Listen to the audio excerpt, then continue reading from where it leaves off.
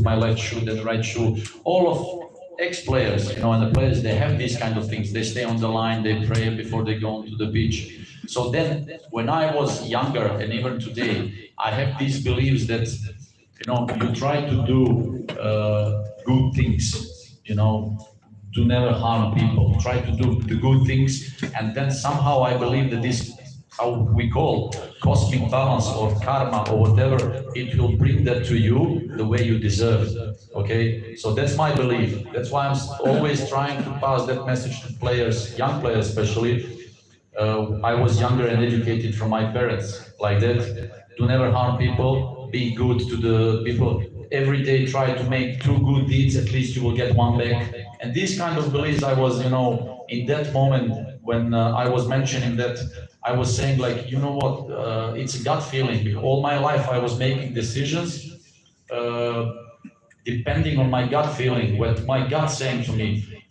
Many times I had options in my life to maybe get a job or make some deals where financially was way better. But I was choosing the other options because my heart or my gut was telling me opposite. And that's how I choose Kerala Blasters. That's what happened. So that's what I was talking. So the second question is actually, will start right from the end of this answer. In your class, in your session, you said, there are some clubs which are having unlimited budgets. Okay, if there is an option made in front of Ivan Ukamanovich, you suppose I am the owner, I am the Roman Abramovich of you. Okay, suppose. So I am giving you an offer, $500 million and only 50 million. What will you choose? 2 clubs. So what do you mean? You are the owner of one club? I am the owner. I am giving you 2 offers. You said there are some clubs in your session. You mentioned there are some clubs with unlimited budget. Yes. Okay. Now I am as an owner. I have 2 clubs. I am giving you an offer in front of you. One club is having more than $500 million budget, and one club is running with less than 50 million. So what club will you choose? Now you find yourself in a situation, what do you want in your life? So, because there are some clubs who will have an unlimited budget.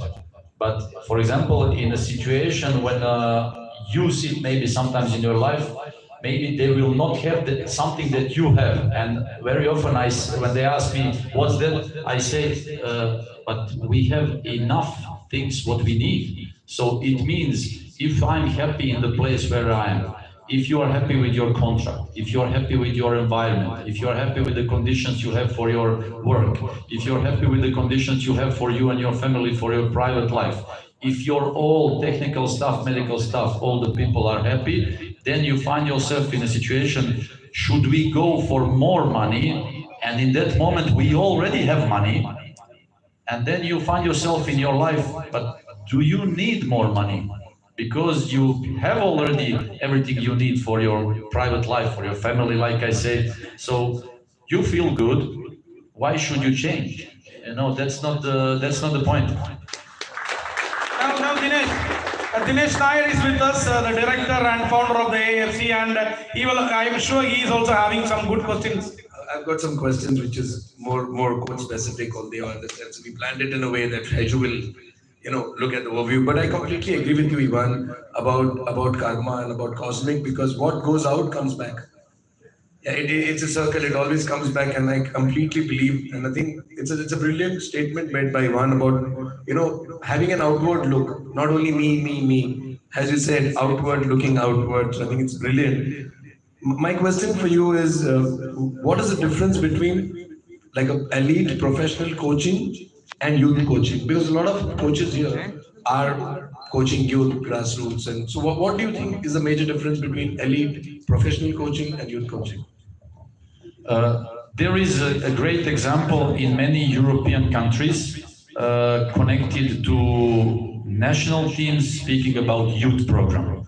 In many countries, you have the vision and the project, and they speak in the youth. That's the process where you develop players. So actually, like Coach Werner was saying, this period between, let's say, 14 and 19 years old boys, where they're still growing up, and you are concentrating on the fact that you have to develop that product, that in one moment when these boys are 18, 19 years old, you arrive with that product in front of your head coach of your senior team or your club's management, and you say, Mr. or whatever you speak to your owners, this is the product that we produce. These boys are ready for the senior level, because the job of youth production is developing these young boys, becoming stronger, better, developed as a players and human beings, to respect certain things, the hierarchy and everything what goes around the professional football club. And when you develop them, so actually the most of your job is developing that product. Okay, in many countries like with us in Belgium, in many clubs, we don't care about the result in a youth.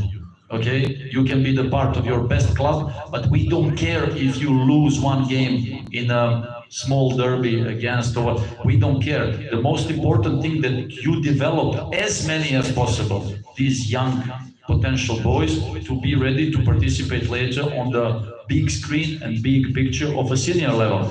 Like you mentioned just before, 0.1% of boys who are starting football trainings and everything arrive to a senior level. So that production, for example, in French national, most famous that's training center for national team Clairefontaine, they develop and they are based, concentrate how many young boys can we develop to arrive to the level of national team of France.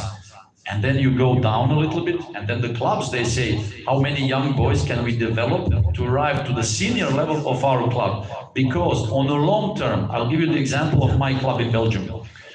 One of the best clubs for developing young players. So many great big stars who are still playing for national team of Belgium. You know, so many developed players.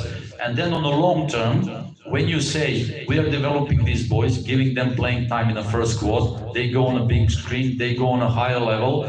Then when it happens, these big transfers, the club receives that transfer jackpot, then you on the long term financially become so rich as a club that you can continue doing that in your youth, producing product which is needed for that market. So that was what I was mentioning. We recognize that maybe for the moment on Indian level, there are not too many states like Kerala who is investing that much in developing young players who later becomes great assets for the clubs, for national team, because later the clubs and national teams will be depending on them to make results. You go now around the ISL or I clubs in I League, I think that there are no clubs. You will always find somebody who is coming from Kerala or who was developed in Kerala or being part of this environment. And that's very important. And we said, if the clubs accept those things and continue producing those things, you will always have financial stability, financial income, and then on one moment, on the long term, you can be able to afford any player you want, because everybody will recognize the way you work. And what happens already now, that we feel that many players now on an Indian level saying, we would like to go to Kerala Blasters because there is something good happening, depending maybe later developing your infrastructure, and that's how you build up the nice thing that later is recognized and appreciated, and you create that you become important, more important part of Indian football. In this answer, you mentioned the French national team twice. Today,